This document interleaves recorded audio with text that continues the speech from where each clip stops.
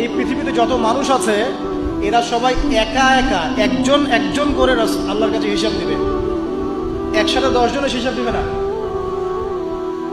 চিন্তা করতে পারেন পৃথিবীতে কত কোটি মানুষ চলে গেছে, আর কত কোটি মানুষ আছে, আর কত কোটি মানুষ আসবে।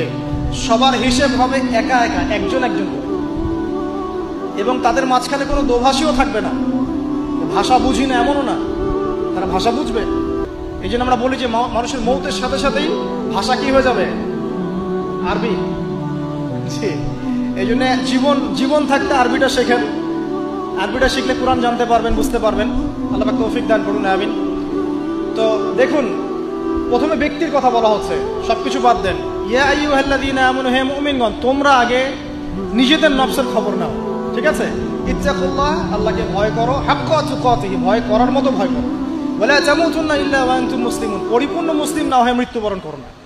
এখন পরিপূর্ণ মুসলিম হতে হলে আমার কি করতে হবে? এক কথা, সহজ কথা, কোরআন এবং হাদিসে যা আছে মেনে চলতে হবে, এবং রাসূলুল্লাহ সাল্লাল্লাহু আলাইহি ওয়াসাল্লামের আদর্শ ফলো করতে হবে। এটা ফলো করতে গিয়ে যদি আমি হোঁচট খাই, পড়ে যাই, তাহলে কি হবে? আবার উঠবেন, আবার ওযু করবেন, আবার নামাজে দাঁড়াবেন, তওবা করবেন। জীবনের একটা পর্যায় পর্যন্ত মনে করেন আপনি হেদায়েতের পথে ছিলেন না, কি করবেন? আজই তওবা করে ফিরে আসবেন, আল্লাহকে বলবেন, আল্লাহ যা নামাজ কাজা করেছি, যা রোজা কাজা করেছি, আল্লাহ মাফ